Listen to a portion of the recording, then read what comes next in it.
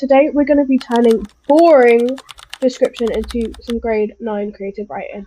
So, first of all, I want to talk about how we're going to do this and what makes something boring. So, what makes something boring is if you're sort of just telling us what happens, rather than using descriptive language and showing us, what's going on.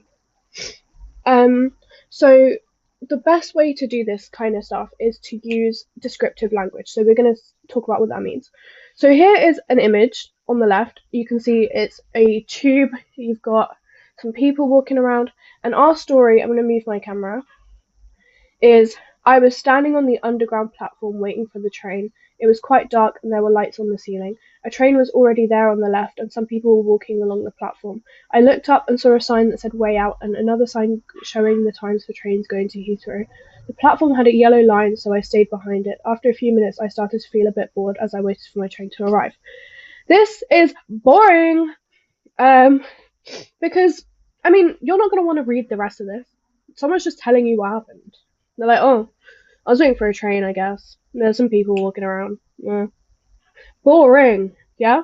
We want to focus on kind of how they feel in that moment, what can they hear, what can they smell, what can they see, things like that. And you want to try and create a reason for the reader to want to carry on. So here's an example of a better one. I stepped onto the platform as the train shuddered beside me, its metal frame humming quietly in the dim light. The tunnel curved overhead, heavy and oppressive, while flickering lights cast restless shadows along the walls. Figures moved past in silence, their footsteps echoing faintly against the concrete. Above me, the way out sign glowed, a distant promise of escape. The board blinked 10 minutes, its cold light indifferent to the stillness below.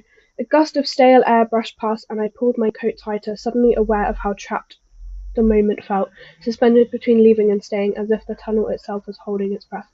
Now, this is a lot better, right? We can all agree.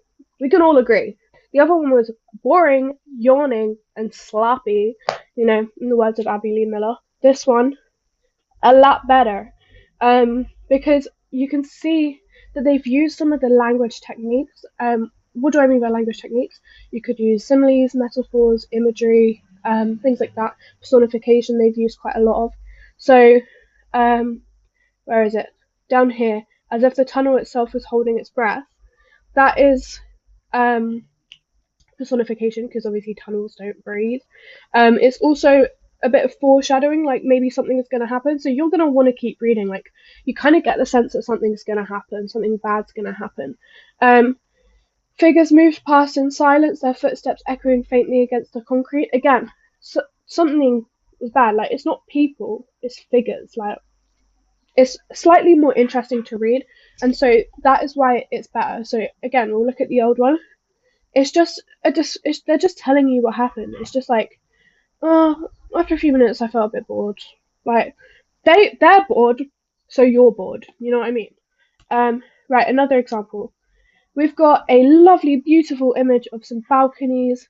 All these images I got off Pinterest, by the way. So credits to whoever took these photos. This person says, I was walking down a narrow street and saw an old building with lots of balconies. There were plants on many of the balconies and some of the windows were open. One window had a red curtain glowing from inside, and the walls of the building looked worn and slightly dirty. I stopped for a moment to look at it before continuing on my way. Again, they're not really going into any detail at all. They're just telling you there's a whole bunch of balconies. And in your mind, you're probably thinking, like, why would I want to read this? Do you know what I mean? Like, there's no reason for you to want to continue reading. And that's what you've got to think about when you're writing your GCSE creative writing. You've got to think about, is there a reason for the examiner to want to carry on? So we're going to look at the improved version again. I paused in the narrow street, my eyes drawn to the towering building above me, its worn walls stained with time. Balconies jutted out unevenly, crowded with tangled plants that spilled over rusting railings as if nature was quietly reclaiming the place. One window glowed with a deep red light burning softly against the faded stone, like a secret hidden behind glass. The air felt still, almost watchful, and for a moment it seemed as though the building itself was alive, holding stories in every cracked surface and shadowed corner waiting for someone to notice. Again, this is better. It's telling us that there's balconies, it's telling us that the beautiful building, but it's creating a sense of mystery around that one glowing window. So I'm assuming they're talking about this one, which is just a red curtain, guys. But they've created some kind of mystery about it. They've created, like, what's happening behind that curtain. Like, again, you're going to want to read more. Whereas in this one, I don't care. I don't care that you're walking past balconies. For this one, I'm like, something's happening. It's worn walls stained with time. I mean, that's a good line, isn't it? That's a hard line. Obviously, I would say that because I wrote all of these, but that's a hard line. The air felt still, almost watchful, and for a moment it seemed as though the building itself was alive, holding stories in every cracked surface and shadowed corner, waiting for someone to notice. Again, that sort of suggests that something has happened or something's going to happen. It's a bit of foreshadowing. As if nature was quietly reclaiming the place again. Hard line. I would say that. I've been having some real bad problems with my screen recordings, so this is like the 4th time I'm trying to record this clip. We're going to take any boring sentence that you've written, so could be from these ones. I had to cut this one out of the video because the audio cut off, so we'll go back to it in a second. But you'll think, can you add a sense? So can you describe what they're smelling, what they're seeing, what they're hearing, maybe even tasting, like if they're on the sea, for example, in this example, they could taste the salty air, something like that. Can you replace any verbs? So instead of saying I walked down the street, you say I tiptoed down the street, or I ran, or I rushed, something like that, so you make it more interesting. Can you add an image? So when you're in the exam, you'll be given an image, so you can try and describe it. Again, show, don't tell. Or if you're using the written prompt, you can try create an image in your head and then try and describe that image. You want the reader to feel like they're there, and in this case the reader is going to be the examiner, but you want them to feel like they're actually there. And then you're going to think, what feeling do you want, what atmosphere, what tone? So if you want a happy vibe, then you're going to use warm colours, so your oranges, your yellows, maybe greens, reds, but you've got to be careful with your reds. You want some light movement, so you don't want anything sudden and sharp. You want things like kind of graceful and smooth. And then if it's scary, you're going to have some darkness, so that's where you want to include like your navy blues, your blacks, your greys, your whites, things like that. You want silence, you want unknown sounds, so maybe you hear like a snap of a twig or something like that. So you've just got to think about what kind of atmosphere you want to create. So we're going to go back to these examples that I had to cut out. So we've got, here's our boring example. I was standing near the edge of a cliff looking out at the sea. There was a lighthouse in the distance with its light on. It was very foggy, so it was hard to see clearly. Waves were crashing against the rocks below. The atmosphere felt quiet and calm, and I stayed there for a while watching the lighthouse. That's pretty boring, right? Because they're just sort of saying what's going on. There's no atmosphere to it. There's no feeling. You don't feel like you're really there. You just feel like someone's telling you about what they did on holiday.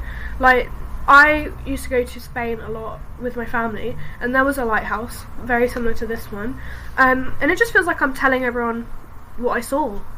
But on this one, I stood at the cliff's edge, the wind tugging at my coat as the sea roared below. Thick fog swallowed the horizon, leaving only the lighthouse standing, tall and solitary, its beam cutting weakly through the grey. Waves crashed violently against the jagged rocks, sending white spray into the air, yet the world felt eerily silent, as if sound itself had been muffled. The faint glow from the tower flickered like a distant warning, and for a moment I felt it wasn't guiding ships at all, but watching me.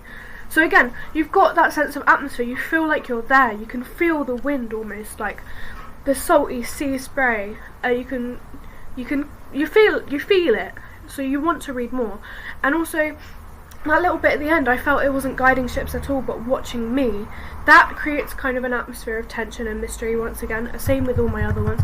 I personally find it easier to write something dramatic, something scary. Some people find it easier to write something light-hearted and fun, but for me personally, I find it way easier to write dramatic and scary. So that's just the kinds of things you want to think about. If you're not too sure how to include colour into your pieces, this book, it's called The Little Book of Colour, is excellent. I bought it, can't remember why I bought it, but it's really good. So this section here tells you what all the colours symbolise, and so it's great for helping you use colours in your stories effectively. And also it goes to the psychology of colour as well. It's a really, really good book. It's by Karen Haller. It's called The Little Book of Colour, How to Use the Psychology of Colour to Transform Your Life. It looks like this. Hashtag not sponsored, but I would give it a read. You can find it secondhand on Amazon really cheap, or eBay or something, so I would give that a go if you struggle with colours.